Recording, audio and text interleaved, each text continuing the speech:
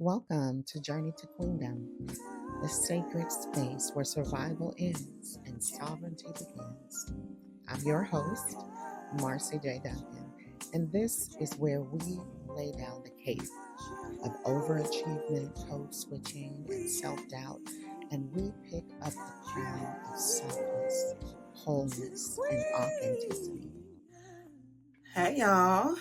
Welcome back to Journey to Queendom. I'm your host, Marci J. Duncan, and I am so happy that you are here again this week to continue this journey with me, my journey to Queendom. And hopefully, you're on a journey too. And there's some things here that I've said along the way that maybe can help you too.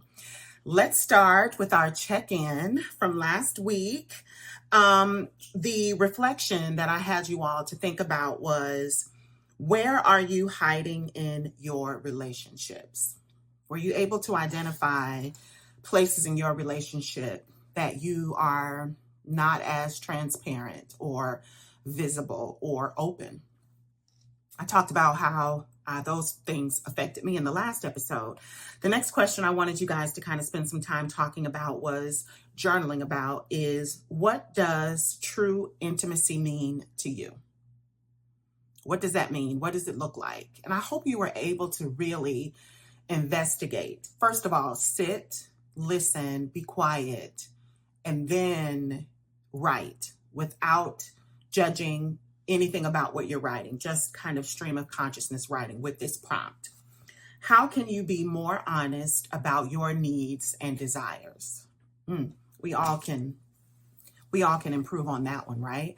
I want to remind you too that there is a companion workbook that goes along with the podcast. And the link is down below in the show notes, but just in case, you can go to artistsatplayworkshops.com and you can download your copy right there on the website. Just go to the shop and it's right there. The next thing I kind of want to talk about is the idea of allowing care. Now, for me, I'm just going to talk about me. This is something that I struggled with for a while because it didn't fit the narrative that I could do it by myself. I could take care of myself.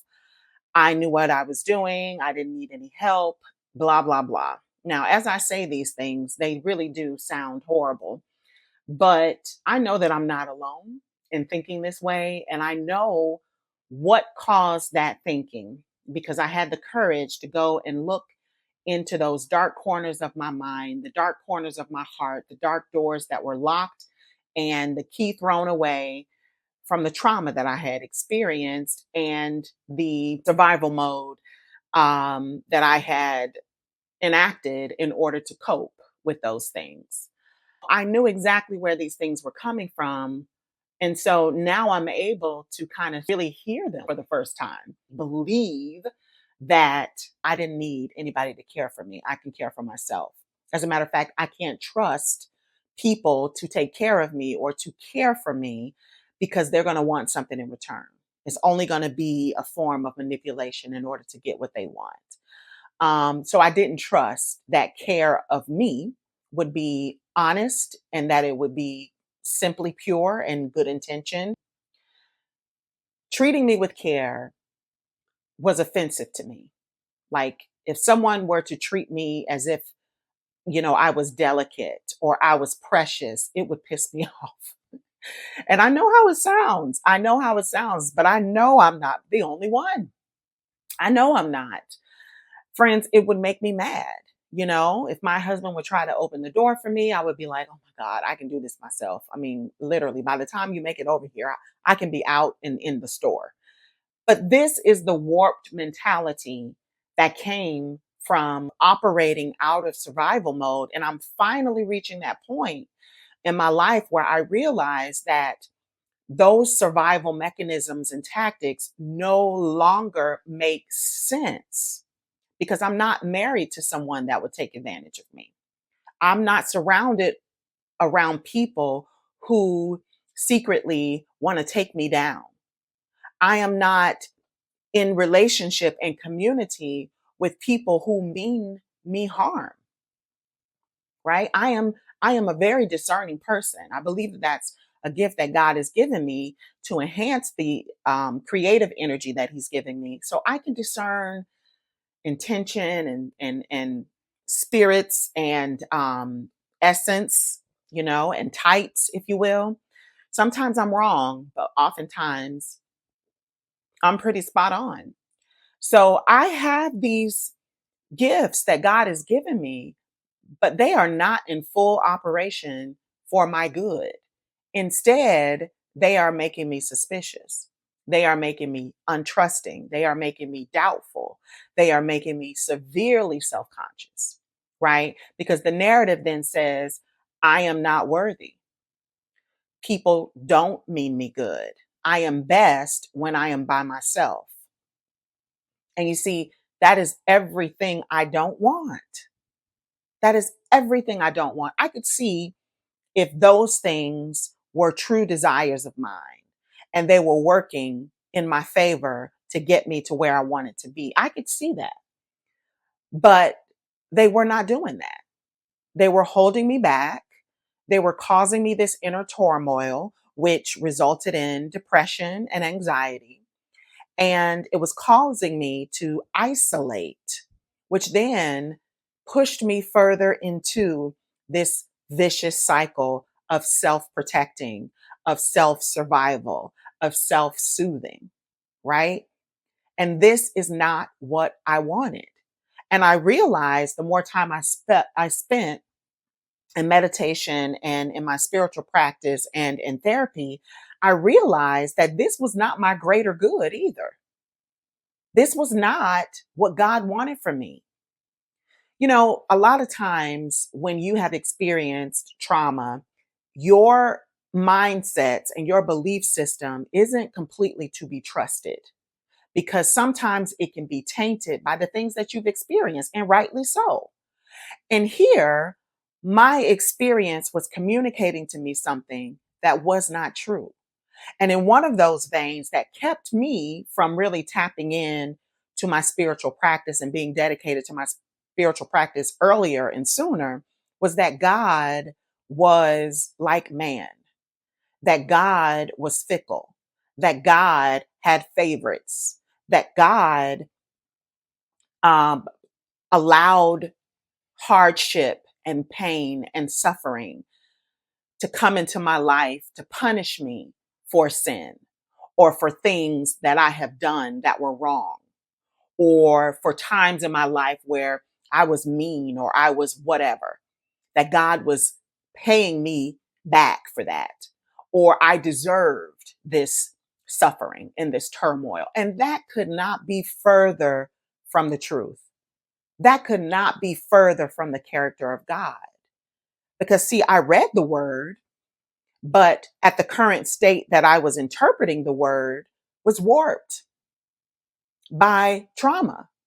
So I had to clean that mindset up through a lot of work. I had to work on it because then I was able to see that God was kind, that God was loving, that God cared about the trauma that I had experienced, that He cared about what made me sad, what made me angry, that God was not afraid of my questions, that God was not afraid of my anger.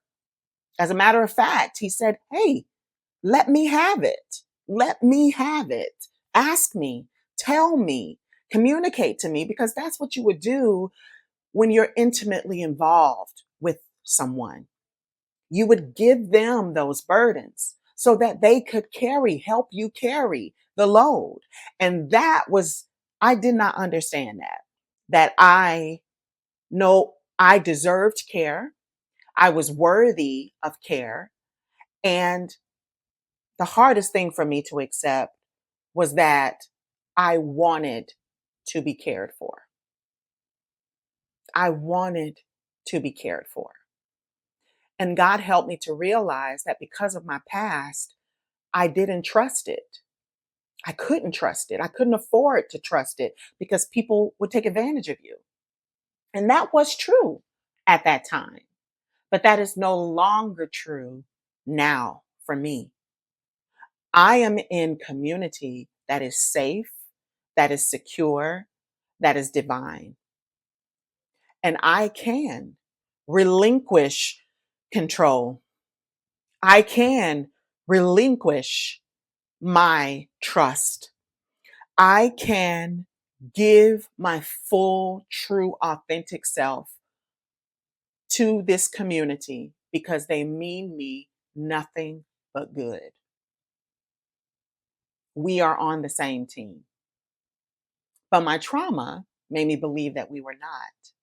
That even though I'm in this union, this marriage, this relationship, this best friend, what have you, that I still have to ensure my own safety. And so that requires that I hold a portion of me back so that I will not be disappointed when this person finally shows me that I'm not worthy.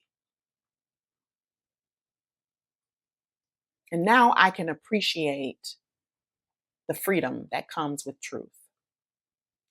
And the only way that I could have reached this freedom is being honest with what I really feel, because so much space was being made inside of my heart and my mind to see things differently, to see things as they are and not through the trauma coded glasses that I was looking through. So I could find my voice. I could see my beauty and see my worth and see my body and make peace with it. That was the next hill I had to climb, is to make peace with what and who I saw in the mirror. And that wasn't just internally, but it was also externally. I had to admit that I was ashamed of certain parts of my body, that I was holding on to body images of me in high school and college, and having that full expectation from me now in my 40s, having experienced so much in this body. This body has brought me through miscarriages. This body has brought me through DNCs. This body has brought me through a blood cancer diagnosis. This body has brought me through hysterectomies and surgeries and fibroids and endometriosis and all of these things that my body has brought me through. It has stood up strong and birthed two beautiful baby boys. They're not so baby anymore, but my body did that. My body produced a miracle baby when all of the doctors said that it was impossible. My body did that. And I started to feel, how dare I abandon my body when it has done so much for me? When it has literally kept me alive through so much.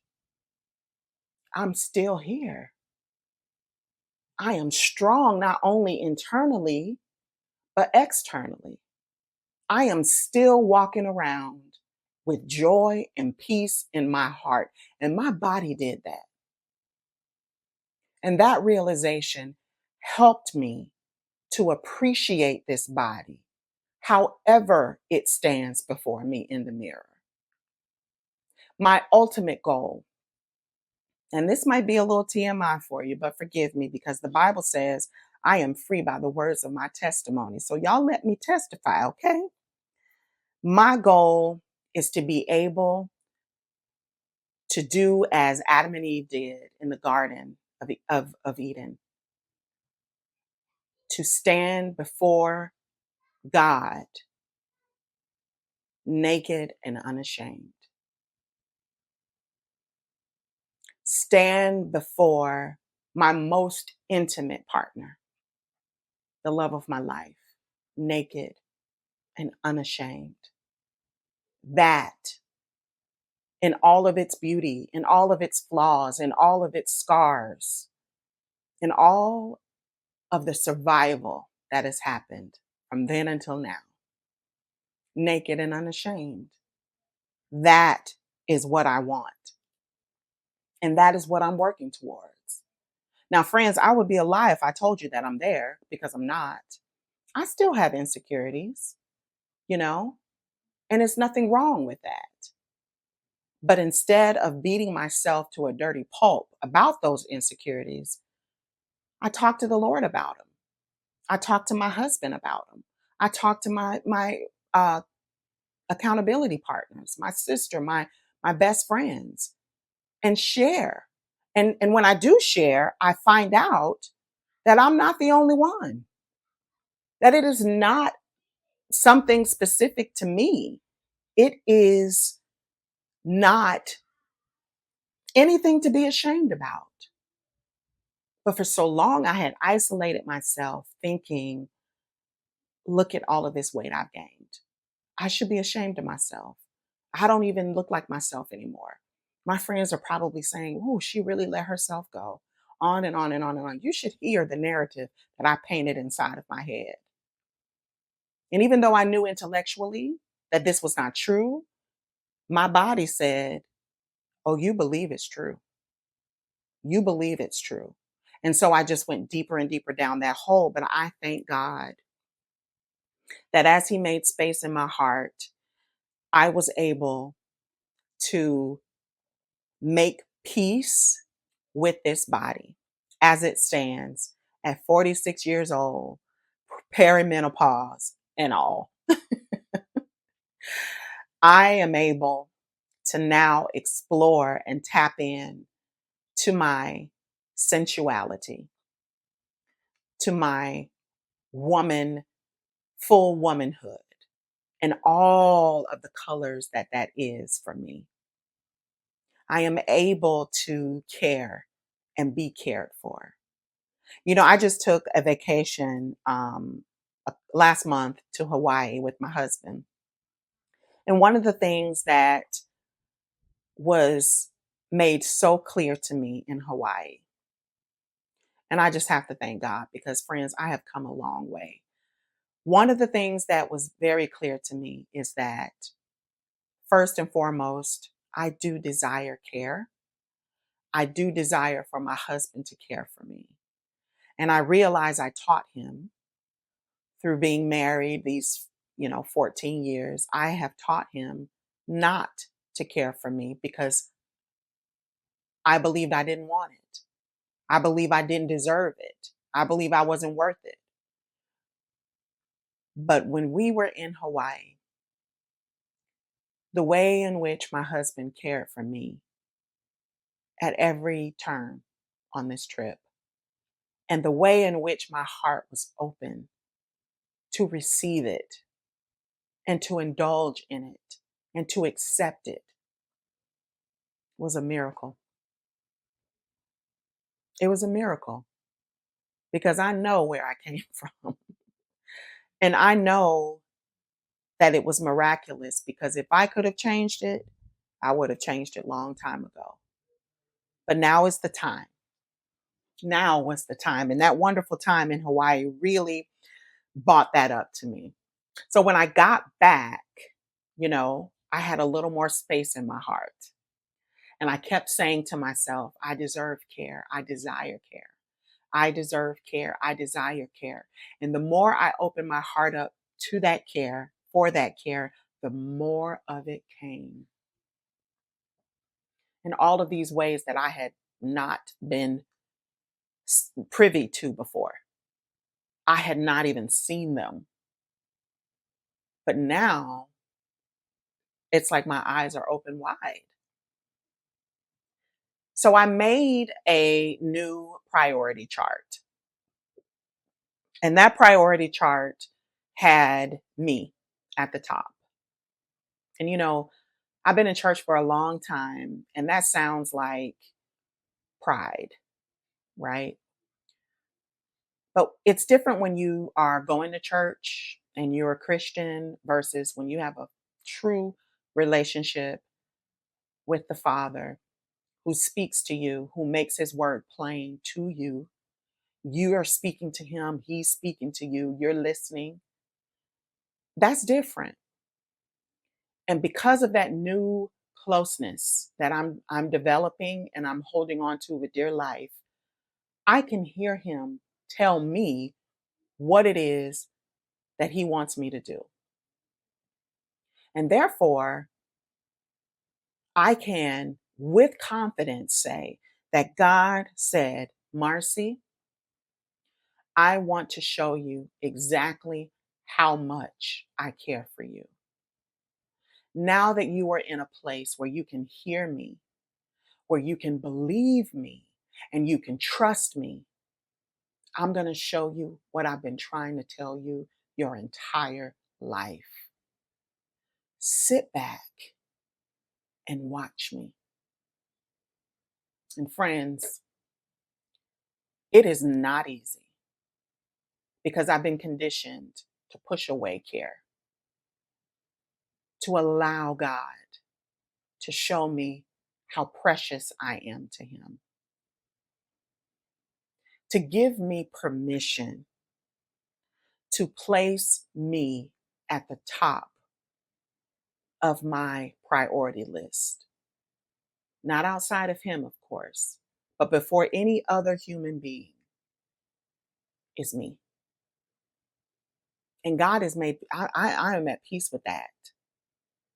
I am at peace with that he has given me permission to take care of myself. And not only take care of myself, but to take good care of myself by first allowing him to do it and to do it the way in which he has called me to do it. So I had a strong desire, friend, to get a new car. And this car, I wanted it to be a certain type of car because I just wanted it. And I knew that I had worked hard. I had been working hard. I have done so much to achieve the dreams that I've put out in my life. And for once, I'm allowing myself to feel proud of myself and to feel, pat myself on the back, good job, without feeling guilt surrounding that. And I wanted this car, friends. And so I, spoke to my husband about it, and there was some resistance there. And so because there was some resistance, I was like, okay, that must not be God. Okay, maybe it's just me being selfish, yada, yada, yada, yada. And I remember as quickly as I thought that, the Holy Spirit said, it's me.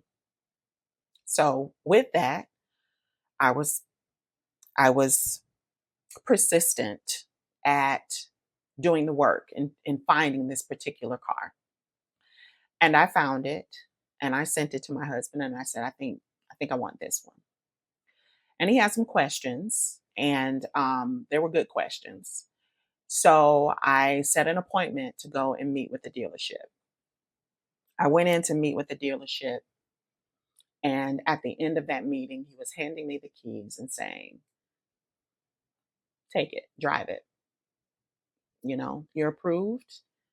All you have to do is come back with your husband the next day and, go ahead and sign the paperwork. So go ahead and take it. I did not realize it was going to happen that fast. And I was faced with a humongous moment.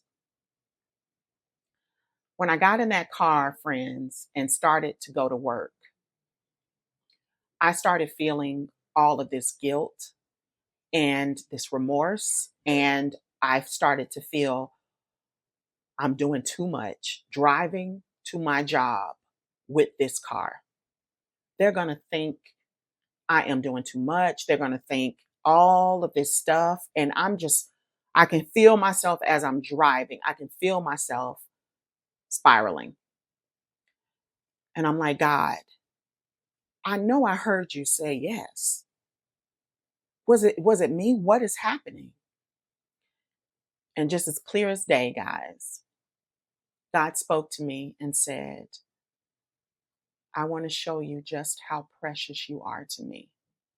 So this car is not about you. This is not about your achievements. This is not about status, but this is for me to show you how precious you are to me. I said, God, what about the resistance that I'm getting? He said, don't worry about that. I'll take care of it. And I said, okay. I said, okay. I drove to that job. I backed in like the boss that I am, parked that car, and I walked into that job like the queen that God said I am. Now, don't confuse this, people. Don't confuse this with materialism because that's not what this is. And remember, I'm talking about my testimony, what God said to Marci Janice Duncan. So I am not saying to you to be extravagant, to do all of these things the way that the enemy can try to twist this. The message is that God spoke to me and said, yes, I did what he said do. And then he came to me and said, it was me. And I did it that way because I want to show you how precious you are to me. And friends, every concern that my husband had about that car, God addressed it. It was crazy because, see, the next day I had to go back with my husband to sign the paperwork, and I could tell he was feeling some kind of way. And I was like, God, I don't want to live in this turmoil now. I don't want to be doing this. He was like, I got it. I'm like, okay. He said, hush. So I did. I hushed. I didn't say anything. Even in the office with the paper signing and all of that, God said, hush. I did. Y'all, I had to walk away from the table a couple times because I wanted to open my mouth. I had to go. By the end of that day, car buying takes a long process. By the end of that day, every concern was addressed. And we drove off that lot with no hard feelings, with no reservations. As a matter of fact, it was a fantastic deal. To God be the glory, friends. To God be the glory. Not with blessing me with a car, but giving me a promise and validating who I am and how he feels about me. Oftentimes people, and myself, I'll speak to myself, oftentimes we think that peace is the absence of turmoil and suffering and trouble. But in actuality, peace is serenity in those times of turmoil, in those times of suffering, in those times of uncertainty. It's having that serenity that God is trustworthy, that I can rest, I can trust, I can lay down my armor and not feel the need to defend, not feel the need to secure my own safety, not feel the need to go ahead of God and make things work the way that I feel safe in them working. That's true peace. And that peace that he gave me when he said, I'll take care of it, was in the midst of some feelings, right? And I don't like to be in discord, especially with my partner. And God knows that. But he gave me that peace in the midst. Now, I would have loved to have gone through this situation and said, honey, this is what I want. Okay, honey, yeah, let's go do it right now. What color you want, baby? But that didn't happen. But it didn't have to because I had heard from God and I was obedient to God. And that was a win. That was a win. I want to do our reflection for this week, and I want to start with this meditation. My body is not broken. My body is blessed. My body will do exactly what it's supposed to do. Here's the questions that I want to answer. I want you to answer in your dissonance workbook, the companion workbook to this podcast. You can get it in the show notes. It's available now. Answer these questions in your workbook. What is your relationship with your body? Where do you carry grief, joy, shame, or love in your body? And what does peace look like for you in your body? What does that feel like? Again, the affirmation, my body is not broken. My body is blessed. My body will do what it's supposed to do. We are getting closer, friends. We are getting closer to the woman, to the queen that God has created me to be. And I'm so happy to have you on this journey with me, because if I'm getting closer, I know that you're getting closer too. I hope you enjoyed this episode. Please join me next time for a beautiful time together. I trust that you'll be there. I know I will. Take care until next time. Thank you for walking this stretch of the journey with me. If something in today's episode stirred your spirit, share this episode with a sister. Leave a review or connect with me on social media. Remember, your softness is sacred. Your healing is your birthright. And your queendom, it's already within you. Until next time, keep rising and claim your inheritance. Hey guys, just in case you didn't know, there is a workbook that is a companion to this podcast. Check it out in the show notes. You are going to love it. This podcast was brought to you by Artists at Play, nurturing the artist within.